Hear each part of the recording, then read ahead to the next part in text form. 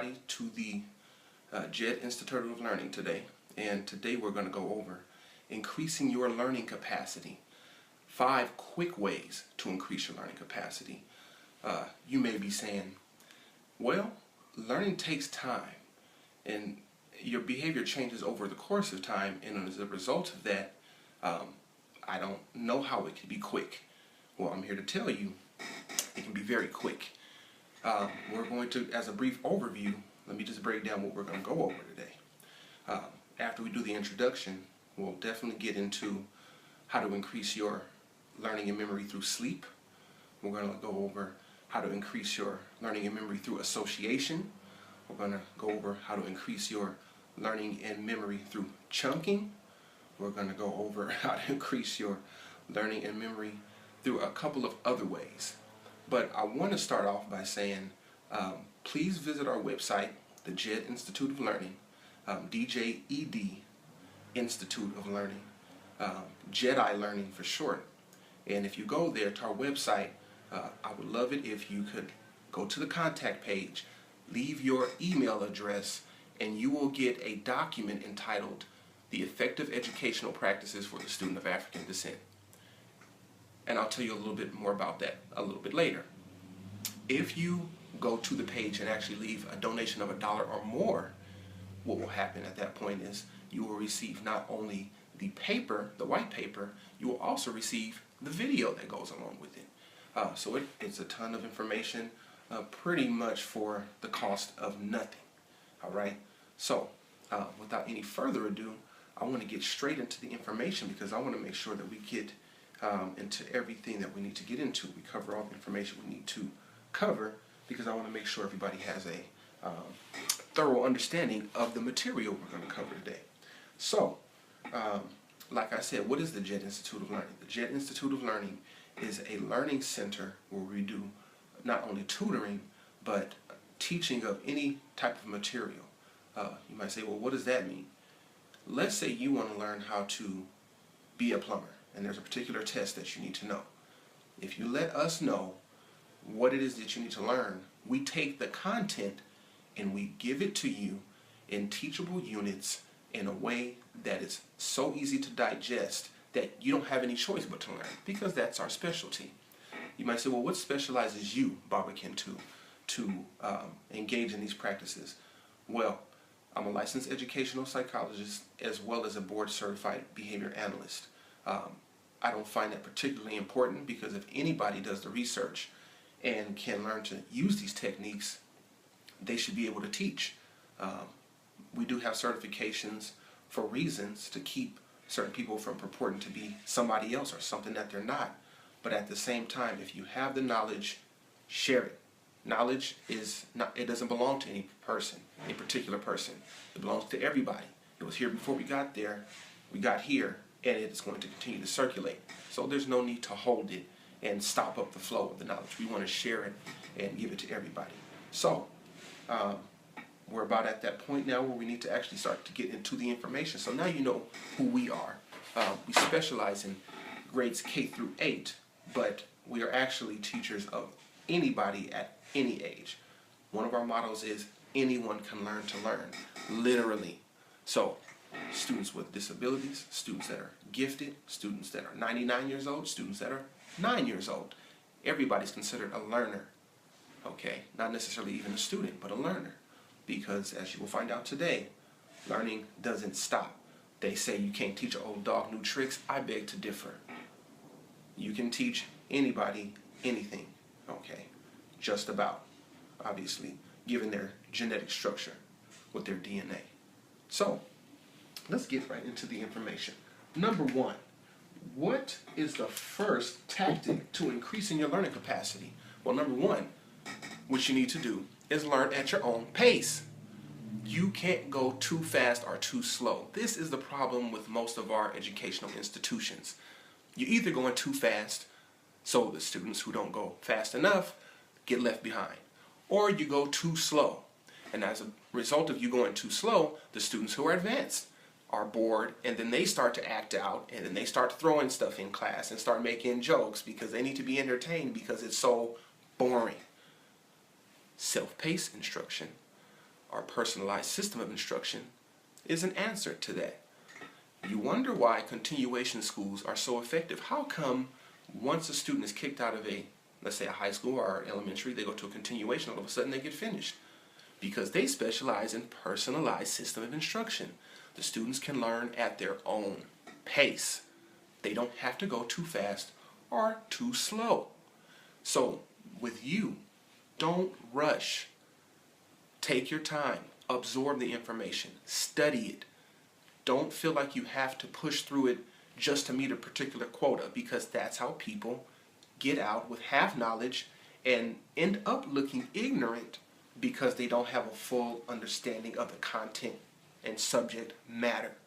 So as a result of that, make sure you go at your own pace. If you need things to go fast, like students that are so-called qualified under attention deficit hyperactivity disorder, it's not that they're hyper necessarily, it is that everything around them is moving too slow. So you have to speed up the pace for these particular learners. Other students or other learners, they need more repetition.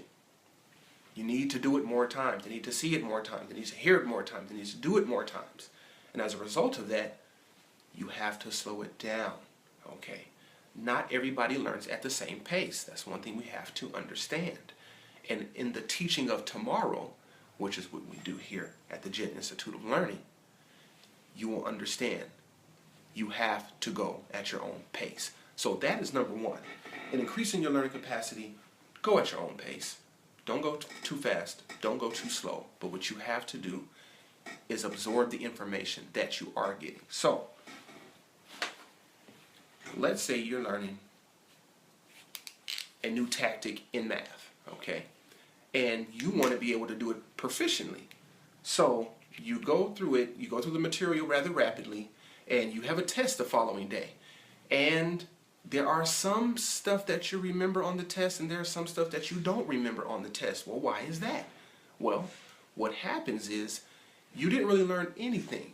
You kind of skimmed over the material, so something is vague. You know, you kind of remember some stuff is hazy, some stuff is foggy, but at the same time, you didn't really pick up anything.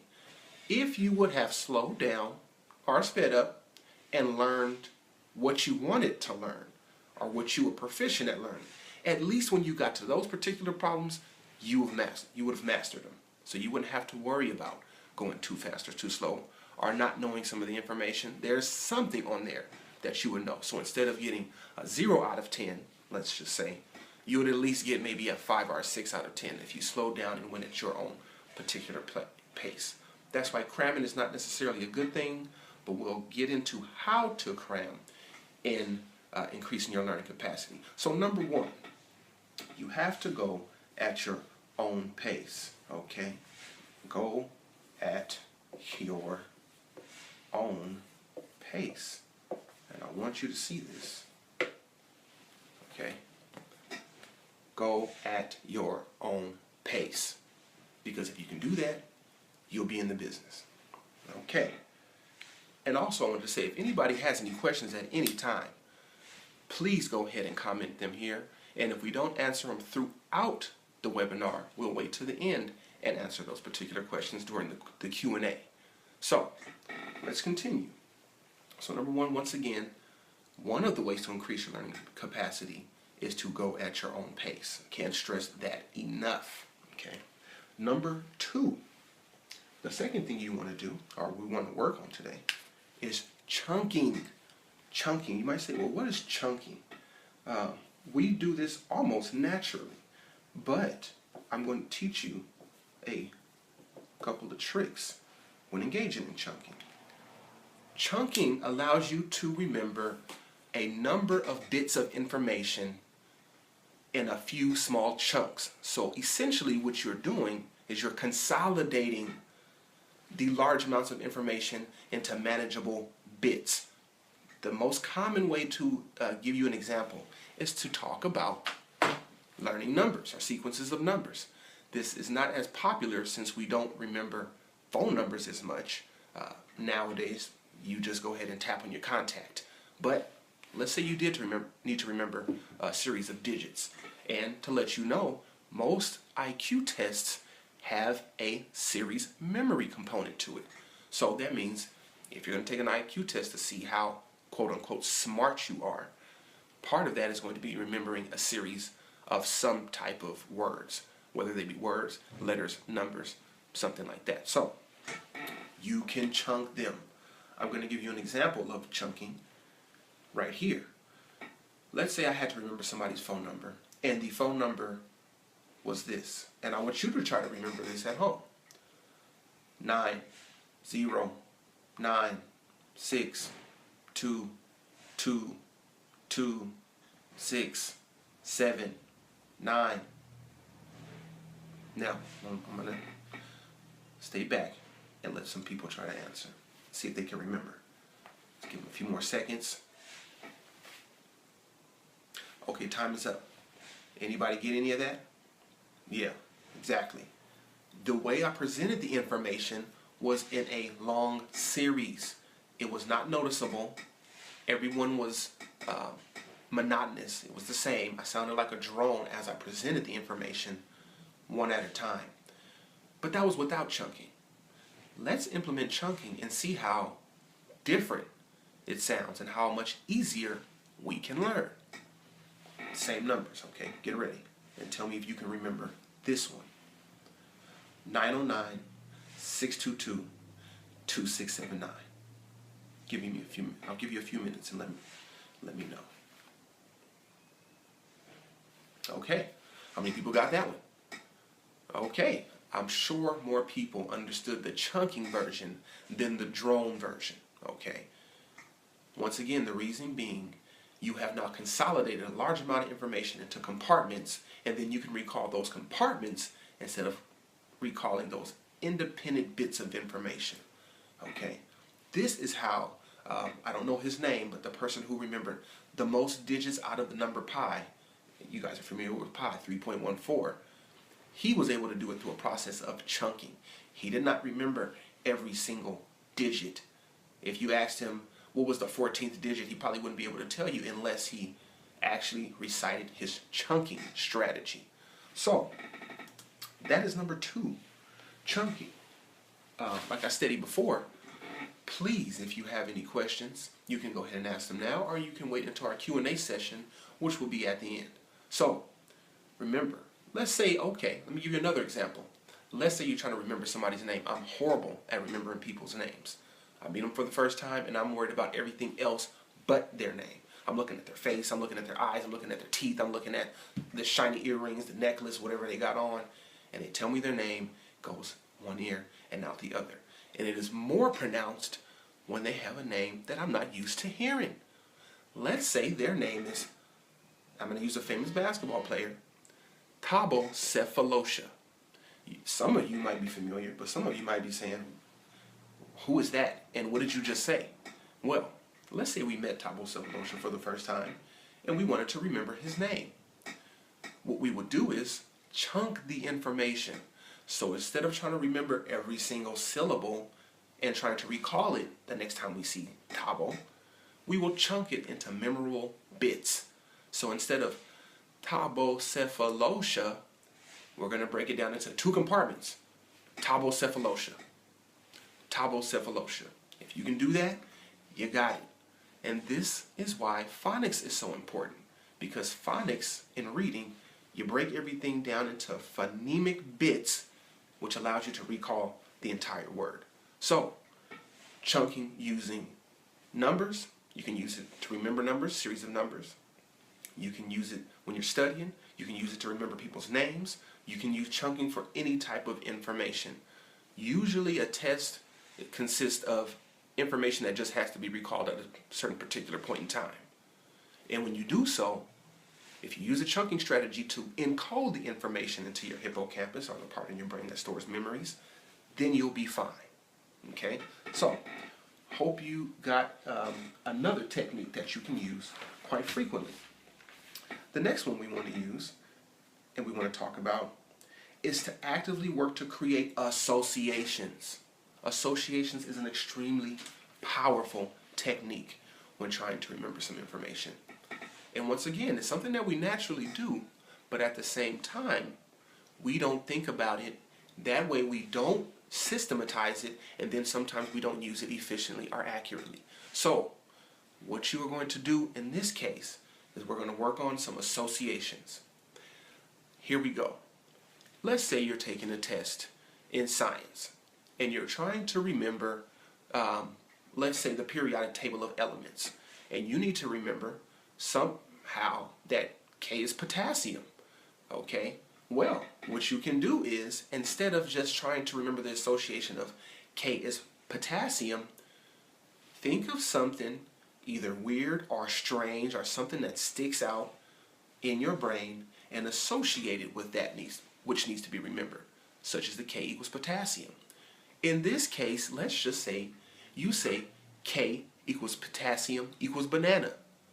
Now you have another link. You have now associated potassium and the letter K on the periodic table of elements with a banana, which is full of potassium, but it's much easier to remember. It's kind of silly. It's bright yellow, so it's easy to recall. But the key is it is now associated. So now they have made a new neural connection, okay, in your brain. Two new neurons have connected. These happen all throughout your life. And then when that particular instance, when those neurons connected, you have a new memory. You have now increased your learning capacity simply by doing an association. Your brain is absolutely amazing. It is so malleable. It can stretch, it can bend, it can contort itself in all types of ways in order to assimilate new information. So you need to remember some information. Association is one of the keys. It is an absolutely stunning technique. It got me to where I am today. Not only remembering codes through video games when I was little, but going all the way through my undergraduate, graduate program, and even in my studies in today into any number of subjects. So definitely remember that association key. So what else can we use association for?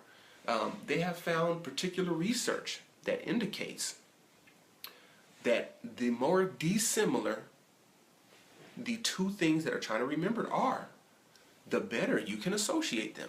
So let's say I'm remembering a list of words, but they all kind of sound similar, okay?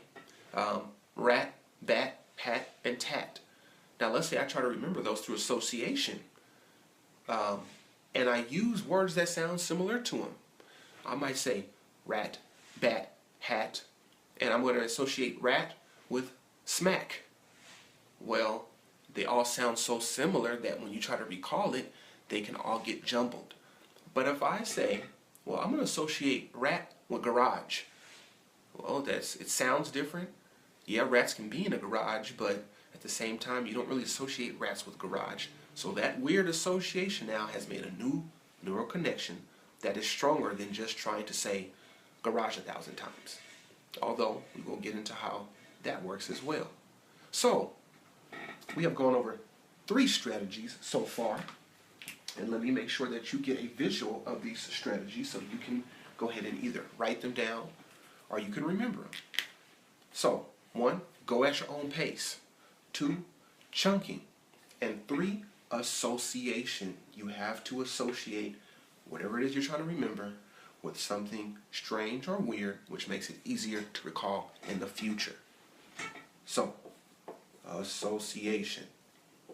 Okay. I hope my handwriting is legible to you. When you see this, you probably think I'm a doctor or a pharmacist, but that is not the case. I will try to write neater in the future. Okay. So, get those 3 down. Now, we're going to start getting to the nitty-gritty. Okay. And remember, I'm going to keep saying this for the people who have just joined. If you have a question, we will go over a Q&A at the end of the session. As soon as we finish number 4 and 5, we'll go into the Q&A and we'll dive into any subject matter that you deem necessary. So, let's go into our next segment. And this is one of my favorites. Sleep. Sleep is the key to memory. It is one of the best keys to memory. You might have heard that studying before you go to sleep or take a nap is an excellent way to consolidate the information you just studied. Wow. Well, why is that? Well, let's take it back to some ancient information first, okay? The ancient Kemites, or ancient Egyptians, had a deity by the name of Seshet. Sechet is a woman, and her consort was Jehudi. They both represented wisdom, science, mathematics, memory. Sechet was able to whisper all of the science into Jehudi's ear. Now, Sechet represented the triple blackness of space, also forms of sleep, also memory. You see how those all associated? If we go into Greek mythology, Morpheus, who is black in the Matrix, is associated with sleep. He was the deity of sleep. All of this has to do with sleep consolidation, memories, forming new memories, forming new neurosynaptic connections. Your neurons and your synapses connect, making new memories to recall. So,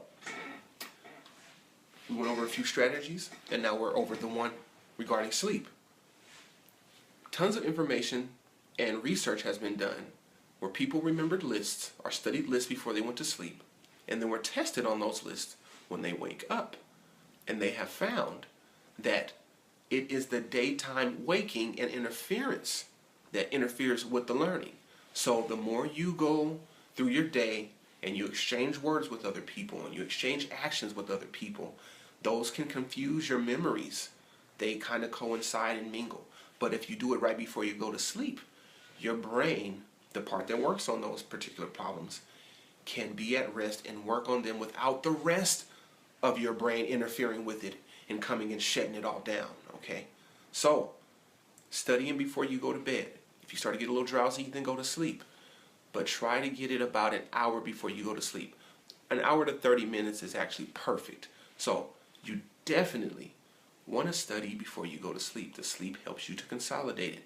Whether you dream about the information in REM sleep, or whether you're in just deep sleep, and your brain is literally able to just work out those particular problems and make those new neurosynaptic connections. Either way it goes, another way, another life hack, another learning hack is to study before you go to sleep.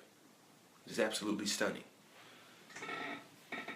Once again, I'm going to remind everybody, for those new people who have joined, if you have any questions, you can either ask them now, or we can wait into the question and answer Q&A session, which will come up in about 6 or 7 minutes.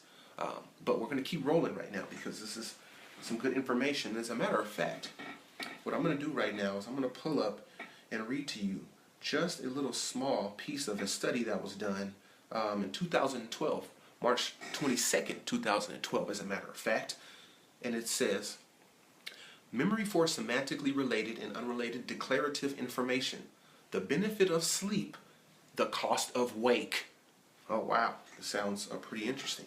But I'm just going to read you a little piece of the abstract so you can see what this is about. Okay, it says here, lastly, we present evidence that the rate of deterioration across wakefulness was significantly diminished when a night of sleep preceded the wake period compared to when no sleep preceded wake, suggesting that sleep served to stabilize the memories. Okay, this is not me talking. This is Jessica Payne, Matthew Tucker, et al. But once again, wakefulness was significantly diminished when a night of sleep preceded the wake period compared to when no sleep preceded wake, suggesting that sleep served to stabilize the memories against the deleterious effects of subsequent wakefulness. Now you have right there the proof in the pudding. And if you want to look this information up, let me give it to you. It was published, once again, March 22nd, 2012. Let me see if I can find the website for you. It doesn't seem to have a particular website, but you can go ahead and search Memory for Semantically Related and Unrelated Declarative Information, the Benefit of Sleep, the Cost of Wake. And you'll understand how sleep is so important to you increasing your learning capacity. Not only getting enough sleep, but making sure whatever you're studying it right before you go to sleep. Okay? So now, that was number 4. Let me go ahead and write that down so everybody remembers it as well. I hope you have your pens down and you're taking this information down, because I want you to go back and actually use this. So, let's break it down. Number 1, Go at your own pace. You can increase your learning capacity just by simply going at your own pace. Number 2, chunking. You can make memories memorable by taking a bunch of information, compartmentalizing that information, and then re-grabbing those compartments.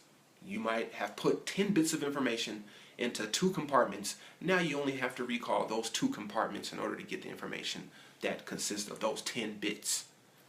Excellent. 3 is association. If you can associate something that you're attempting to remember or learn with something that is either weird, strange, scary, or extremely funny, you will be able to recall it much more easily. So make sure you get that down, association. And the one we just went over is sleep. We just went over scientific research that demonstrated that sleep and studying before sleep allows you to retain a significant amount of information. Now, let's go to our last technique, and that would be the visual spatial sketch pad and the auditory loop. What are those, Bobby Kintu? Well, the visual spatial sketch pad is literally your third eye. What it means is you can see things that are not in the 3-dimensional environment. Right now, I'm going to give you an exercise. I want you to look straight at the camera, but I want you to see your mom. I want you to see her face. Can you see it? Yeah, you can see her face right now. That right there is your visual spatial sketch pad, your third eye. Being able to see beyond the 3 dimensions into another dimension, which is your memory. Now, if you can rehearse things by putting them into your visual spatial sketch pad, you will be able to remember them in that particular domain. So let's say you're trying to map out some directions. You remember how it goes, and in your mind, you literally make a map of it. I turn left here, I turn right here, I turn left here, and you rehearse it. Rehearse going through it in your mind. Every time you do it, you are strengthening that neurosynaptic connection in the brain. You've made a new memory. Excellent Jedi learning technique. But remember, it has a consort. The visual spatial sketch pad as well as the auditory loop. Now, the auditory loop is literally like a hip-hop sampler. You hear something, you sample it into your auditory loop, and then you replay it on your drum machine. Okay, so every time you hit that drum pad, it plays again. For example, this morning somehow this particular song, XO Life Tour, got stuck in my head today. It was in my auditory lobe. I accidentally sampled it, and I can't forget it. I'm trying to forget it, but I can't. Okay, and this is why there's no such thing as real entertainment, because whatever's being pushed through the airwaves, if it plays over and over and over again and gets into your auditory loop, it is going to affect your behavior. Okay, it's not just entertainment all the time. Sometimes it is. But you remember, music came from something that had spiritual meaning, or it marked certain times, or it had certain meanings. War drums, reproduction time, fall is coming, spring is coming, harvest is coming. That's what music and dance was traditionally for. Now we know how to manipulate behavior using the music. So use your sampler in your Jedi learning technique to remember a certain amount of information. You sample the information that you heard with your auditory loop, and you can constantly replay it without the need of any external stimuli. Okay, just like that. Visual spatial sketch pad, which is your third eye. Auditory loop, which is your third ear. You can hear things that aren't there. You can see things that aren't there at the time. Use them to help you consolidate the information.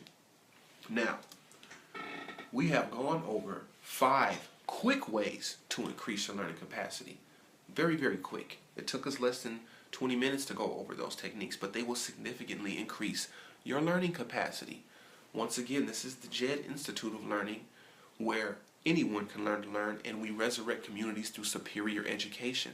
So we are hoping that we brought you some superior education today, and I'm going to give you this last little piece here.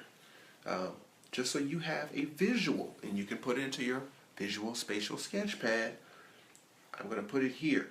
I'm just going to put third eye and third ear. So you have the list right here in front of you. Number 1, go at your own pace. That's a Jedi learning technique to help you increase your learning. Number 2, chunking. Making long bits or large bits of information, putting them into smaller bits and recalling those. Number 3, association. Associate that which you're trying to learn with something else, and it'll be that much easier to recall. Number 4, sleep. Study right before you go to sleep. If you do so, your brain, your body will continue to work on that problem even while you're in another dimension. And when you come back to the third dimension here, you will have worked it out and you will have a new memory, made new learning. And number 5, your third eye, which is your visual spatial sketch pad, and your third ear, which is your auditory loop. They help with rehearsing. Now, something I have to tell you about that. If you are using your visual spatial sketch pad and then somebody tries to teach you something new, or you try to learn something new at the same time you're rehearsing, you won't be able to do it. But if you use both your visual spatial sketch pad along with your auditory loop, you can now use 2 processes on 2 different assignments, and they won't interfere with each other. Once again, your brain, your body is absolutely amazing, extremely malleable, extremely easy to restructure. People can have their heads blown off halfway and literally relearn how to do all the things that they did before, because guess what? Another part of the brain just takes over those responsibilities. We don't even know how it happens. We're at our infancy in understanding how the brain works, despite what people may tell you. Oh, we know exactly where ADHD is. Oh, we know where autism is. No, they don't. If they started to cut in your brain, you would lose other functions in other areas of your body, and you would say, what's going on? It basically would be a lobotomy, because it's a guess. It's an educated guess. Okay. But be that as it may, we have come to a conclusion for today. I hope you enjoyed it. I hope you learned something today. Once again, if you enjoyed the information, please go down to the website, JediLearning.com, DJEDI learning.com, and go ahead to our contact page. Leave us your email address, and if you do so, we will send you our white paper, 20-page white paper on the effective educational practices for the student of African descent. If you make a donation on the website at JediLearning.com, what we will do is not only send you the white paper, the 20-page white paper, we will also send you the video that goes along with it. Now, what is this white paper? Well, 2013, I was invited to the National Association of School Psychologists to speak on this particular topic and bring research with me. I was able to present in Washington, D.C. during Black History Month, during Black History Week on this particular topic. It was able to be filmed, so the information is still there. The video itself is somewhat old, maybe 4 years old, but at the same time, the information is still pertinent to this very day. So it is an excellent resource to have. Get it, share it, and it's pretty much for free. If you make a donation of $1 or more, you will get that video. So once again, go down to JediLearning.com. You can also follow us on Twitter at Jedi Learning. You can follow us on Instagram at Jedi Learning. Go to our YouTube page, Jed Learning, or go to our Facebook page, Jed Institute of Learning, where some of you are watching here. Some of the families watching on Periscope over there on Twitter. So that is our conclusion for today. Once again, we are educational service provider. We seek to resurrect communities through superior education. And one of our mottos is, anyone can learn to learn. The theories of learning are the theories of behavior. Okay? Learning occurs with or without words. I have a dog that knows over 20 commands. Never one time was I able to sit them down and say, well, you know what, Chloe? I'm going to really need you to sit every time I say sit, and if you do so, I will make sure to give you a treat after. That couldn't happen. What I had to do was use the theories of behavior to manipulate the environment and then label certain behaviors, which then allow them to be recalled later. Okay? These techniques are extremely powerful, and we're giving them out. We want the community to have them. Your school systems aren't necessarily using this information. They're using it, but they're using it in a way not necessarily to teach you for liberation, but teach you for the lockdown that's coming. Okay, all you have to do is really look at the standardized test scores, and about 50% of our students are either not making the grade, standards not met, or nearly meeting the standards. Only about 48% of them or more are actually meeting the standards in both reading and writing. And this is compared to Finland and Denmark, which has upwards of 70, 80, 90% of their students making the grade. So you can really start to see what the educational system is for by what it's producing. The best predictor of future behavior is past behavior. So once again, learning about behavior is going to teach you about learning, because they're essentially the same thing. Learning is a relatively permanent change in behavior as a result of environmental experiences. Okay? Yes, our brain does play a part, but once again, the environment sets the occasion for certain behaviors to happen. So, I've talked long enough. I hope you guys have enjoyed this particular webinar today. Once again, if there are any questions, please go ahead and shout them out. I just want to go ahead and check my people over here on Twitter and Periscope, make sure they're doing okay and they can see everything good here. My people over here on Facebook, they're doing all right. And yeah, I think it was an excellent outing. I hope you come to future outings like this and webinars. We will have other teachers and presenters present in the future. Also, let us know if there's any particular topic that you want to hear about or you want to learn about, because we want to bring it to you straight live. Once again, we have the belief that knowledge and learning is not to be held. It is to be given. It is to be flowing free. Yes, there is certain knowledge that needs to be withheld until the learner is ready for it, but at the same time, when they are ready, the teacher will appear. I'm sure more people have heard that than have not. So when you come to a certain subject and you have the right motivation, you will absolutely figure out how to do that, what you need to do. You might see 3-year-old children that look like absolute whizzes on their parents' either smartphones or tablets. But did their parents necessarily teach them how to do that? No. The environment. They understood that, hey, if I want to watch my favorite show on YouTube, I better learn how to slide this to the right and unlock. If there's a code that I need to remember, I better remember that code. I might have to use some chunking to remember it and to recall it. But not once was this baby who doesn't have good verbal skills have to be taught explicitly how to use that particular item. It was the environment which reinforced their behavior, which made it more likely that they would engage in certain behaviors again in the future that would allow them to access whatever it is that they're trying to access. So, that's what we want to implement. That is what we're implementing. And we have some surprises coming up in the future as we're going to open up our very first center. So we will definitely need the family support at that particular time.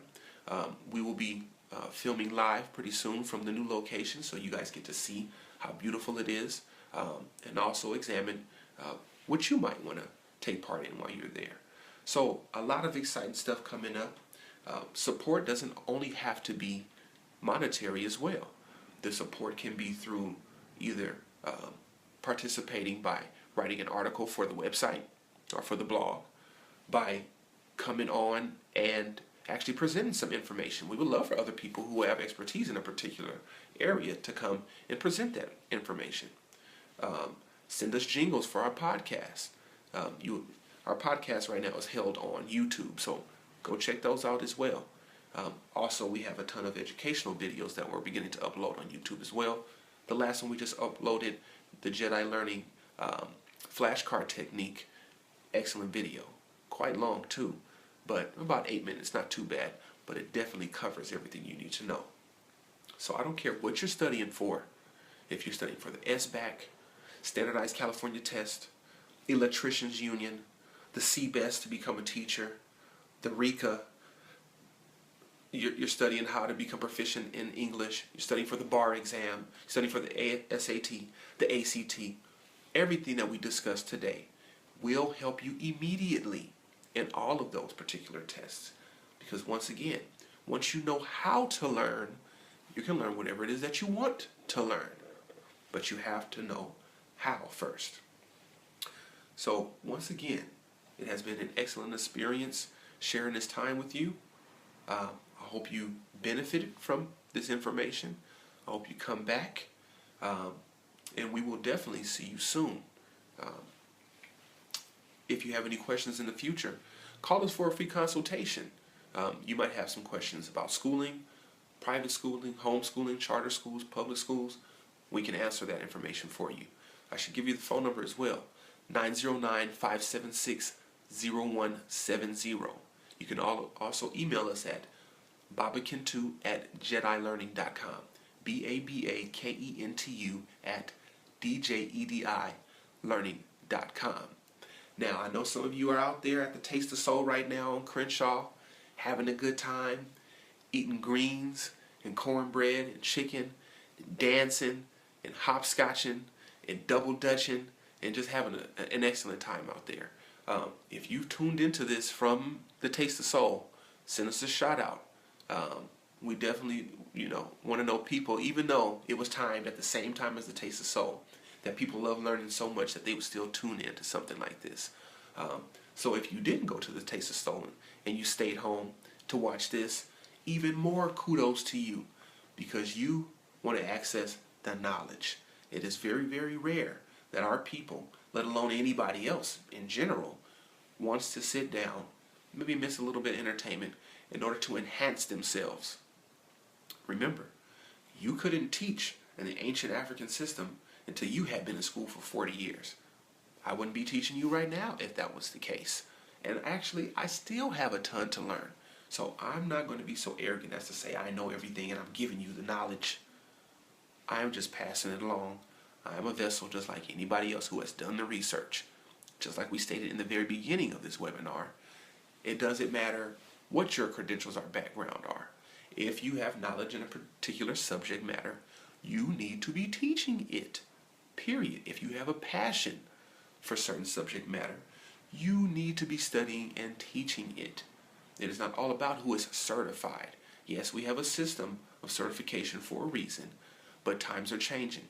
Education is changing. Schools are becoming obsolete. School itself is becoming obsolete with the plethora and a multitude of ways you can learn whatever you want pretty much at will. And we want to be at the forefront of that particular learning. So, you know us. You now know our vision. You now know what we're about. Hopefully it aligns with yours. And we want to keep moving forward. And with that being said, this is Baba Kintu for Jedi Learning, signing off. Once again, it was an excellent, excellent webinar on the 5 quick ways to increase your learning capacity. Come back soon. Peace.